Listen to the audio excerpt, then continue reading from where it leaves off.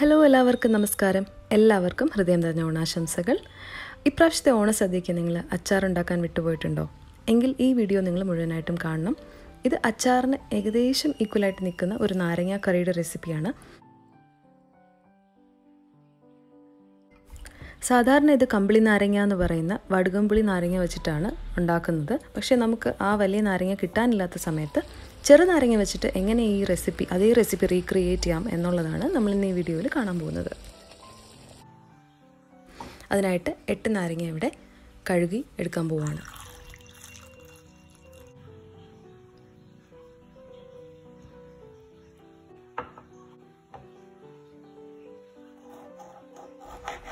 കഴുകി തുടച്ചെടുത്ത നാരങ്ങയെല്ലാം ഇവിടെ റെഡി ആയിട്ടുണ്ട്.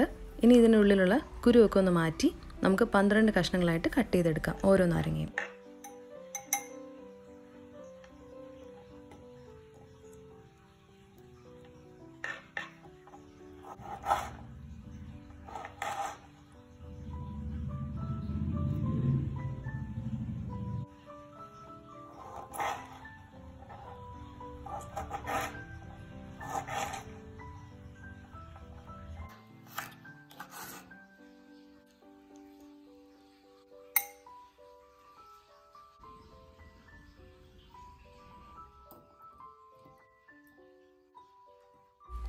കട്ട് ചെയ്ത് വെച്ചിരിക്കുന്ന നാരങ്ങയെല്ലാം നമുക്കിനി ഒരു പ്രഷർ കുക്കറിലോട്ട് ആഡ് ചെയ്ത് കൊടുക്കാം.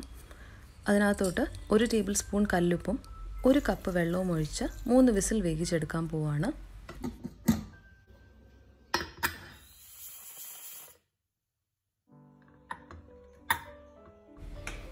വിസിൽ വന്ന് സ്റ്റീമൊക്കെ ഒന്ന് സെറ്റിലായ ശേഷം നമ്മൾ കുക്കർ തുറന്ന് നോക്കുകയാണ്.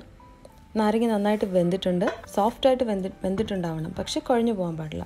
അപ്പോൾ നിങ്ങൾ വേണമെങ്കിൽ ആദ്യം 2 വിസിലിട്ടിട്ട് ഒന്ന് നോക്കാവുന്നതാണ്. ഇനി നമുക്കിതിൻ്റെ വെള്ളം ഒന്ന് അരിച്ച് മാറ്റാം. ഈ വെള്ളം കളയണ്ട.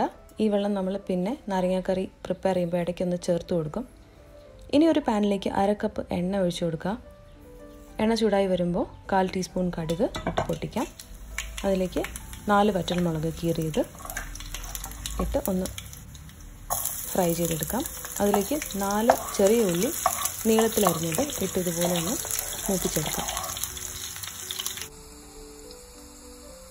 ചെറിയ ഉള്ളി മൂത്ത് വരുമ്പോൾ അതിലേക്ക് 1.5 ടേബിൾ സ്പൂൺ മുളക് പൊടി, ഞാൻ പിരിയൻ മുളക് പൊടിയാണ് ചേർക്കുന്നത്, 2.5 ടേബിൾ സ്പൂൺ മല്ലിപ്പൊടി, 1/4 ടീസ്പൂൺ മഞ്ഞൾപ്പൊടി, 1/4 ടീസ്പൂൺ ഉലുവാപ്പൊടി, 1/2 ടീസ്പൂൺ കായപ്പൊടി, 2 ടേബിൾ സ്പൂൺ കല്ലുപ്പ്, ശർക്കരപ്പൊടി 1 ടേബിൾ സ്പൂൺ. ചെറിയ ഫ്ലെയിമിൽ ഒരു 30 സെക്കൻഡ് ഇങ്ങനെ ഒന്ന് ഫ്രൈ ചെയ്ത ശേഷം നമുക്ക് വേവിച്ച് വെച്ചിരിക്കുന്ന നാരങ്ങയുടെ വെള്ളം ഉണ്ടല്ലോ, നമ്മൾ മാറ്റി വെച്ചിരുന്ന ആ വെള്ളത്തിൽ ഒരല്പം ഇതിലോട്ട് ചേർത്ത് കൊടുക്കാം.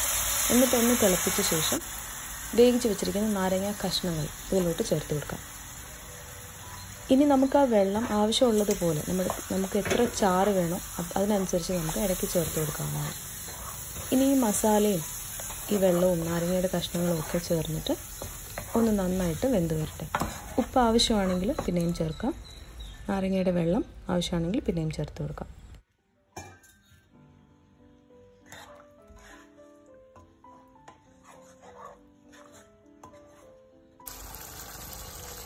എല്ലാം കൂടെ ഒരുമിച്ചൊന്ന് തിളച്ച് വരാനായിട്ട് ഒരു 10 മിനിറ്റ് സമയം നമ്മൾ കൊടുക്കണം. അപ്പോൾ ഇത് നന്നായിട്ടൊന്ന് ബ്ലെൻഡായി കിട്ടും.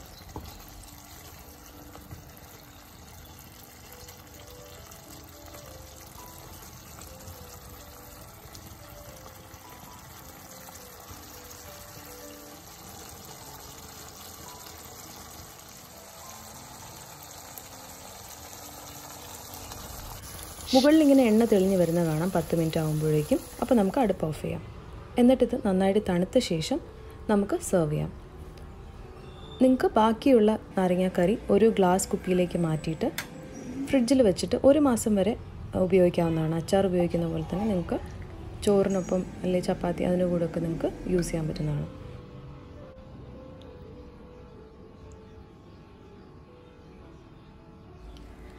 അപ്പോൾ അവസാന നിമിഷം സദ്യവട്ടത്തിൽ ഉൾപ്പെടുത്താൻ പറ്റിയ ഒരു തട്ടിക്കൂട്ട് നാരങ്ങാക്കറി ആണ് ഇന്ന് നിങ്ങൾ കണ്ടത്.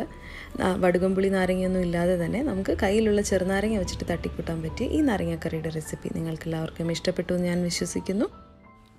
നിങ്ങളുടെ ഈ ഓണം സന്തോഷവും സമൃദ്ധിയും സമാധാനവും നിറഞ്ഞതാകട്ടെ എന്ന് ആശംസിച്ചുകൊണ്ട് ഈ വീഡിയോ അവസാനിപ്പിക്കുകയാണ്. മറ്റൊരു എപ്പിസോഡിൽ കാണുന്നവരെ ബൈ.